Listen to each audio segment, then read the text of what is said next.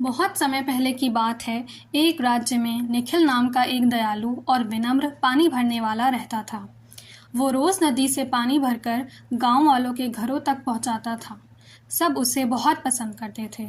उसके मुस्कुराते चेहरे और विनम्र शब्दों और सेवा भावना के कारण निखिल की खुशी सबके दिल को छू जाती थी। एक दिन उसकी अच्छाई और ईमानदारी की बातें राजा के कानों तक पहुंची। राजा ने उत्सुकता से अपने मित्र को आदेश दिया कि निखिल को महल में बुलवाओ। जब निखिल दरबार में पहुंचा तो राजा ने कहा, मैंने तुम्हारी अच्छाई के बारे में बहुत सुना है। आज से तुम मेरे लिए और मेरे मेहमानों के लिए महल में पानी लाओगे। निखिल खुशी से फूले ना समाया।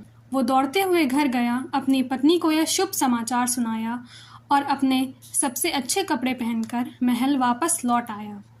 कुछ ही दिनों में निखिल अपने हंसमुख स्वभाव और मज़ेदार कहानियों से राजा और दरबारियों का चहेता बन गया। राजा को भी निखिल की संगति बहुत भाने लगी, लेकिन हर उजाले की छाया होती है। राजा का मंत्री, जो पहले राजा का सबसे प्रिय था, निखिल से जलने लगा। वो बर्दाश्त नहीं कर पा रहा था कि एक साधारण पानी वाला राजा के इतने करीब आ गया। एक दिन मंत्री ने चालाकी से निखिल के घर जाकर कहा, निखिल, मुझे तुम्हें कुछ ज़रूरी बात बतानी है। राजा तुम्हारे मुंह की बदबू से परेशान है, लेकिन वो तुम्हें शर्मिंदा नहीं करना चाहते। इसलिए मेरी सलाह है कि जब भी तुम राजा के सामने जाओ तो अपने मुंह पर कपड़ा बांध लिया करो।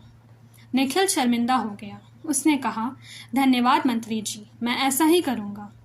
अगले दिन से निखिल ने अपने मुंह पर कपड़ा बांधना शुरू कर दिया। राजा हैरान तो हुए, लेकिन उन्होंने कुछ कहा नहीं। दिन बीतते गए और निखिल हमेशा मास्क पहनकर आता रहा। एक दिन राजा ने मंत्री से पूछा, निखिल हर वक्त मुंह क्यों ढकता है? मंत्री ने तुरंत मौका पकड़ लिया और झूठ बोला, महाराज, मैंने भी उससे यही पूछा था। उसने कहा कि उसे आपके मुंह की गंध पसंद नहीं है, इसीलिए वो मुंह ढांकता है।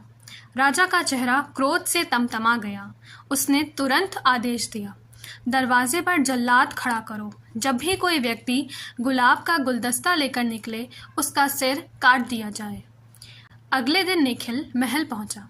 अपनी सेवा और सच्चाई सेवा सबका दिल जीत रहा था। राजा ने उसकी मेहनत से खुश होकर उसे गुलाबों का एक सुंदर गुलदस्ता इनाम में दिया। निखिल वो गुलदस्ता लेकर बाहर जाने लगा, तभी मंत्री रास्ते में मिल गया। उसने घमंड से पूछा, ये गुलदस्ता किसने दिया? निखिल ने भोलेपन से जवाब दिया, राजा साहब ने, मेरी सेवा से खुश होकर। मंत्री ईर्ष्या से भर उठा और बोला, मुझे ये ज़्यादा शोभा देता है। और उसने वो गुलदस्ता छीन लिया और गर्व से महल के द्वार की ओर बढ़ा। जैसे ही वो बाहर निकला, जल्लाद ने राजा के आदेश का पालन करते हुए उसका सिर काट दिया। अगले दिन निखिल फिर महल पहुंचा। राजा हैरान रह गए। निखिल, तुम जिंदा हो? अब तो बताओ, तुम अपने मुंह पर कपड़ा क्यों बांधते हो? निखिल ने सरलता से कहा, महाराज, मंत्री जी ने कहा था कि मेरी सांस की बदबू से आप परेशान हैं। महाराज, मंत्री जी ने कहा था कि मेरे मुंह की बदबू से आप परेशान हैं, इसलिए मैंने आपकी सेवा में कभी आपको असहज ना करूं, यही सोचकर मास्क पहन लिया। राजा का चेहरा बदल गया। उन्हें सच्चाई का एहसास हुआ। उन्होंने हंसते हुए पूछा, और गुलाबों का गुलदस्ता, वो कहाँ गया? वो मंत्री जी ने ले लिया था। कहने लगे कि ये उन्हें ज़्यादा शोभा देता है। निखिल ने मासूमियत से कहा। राजा जोर से हंस पड़े। हाँ, वो वास्तव में उसी के लायक था।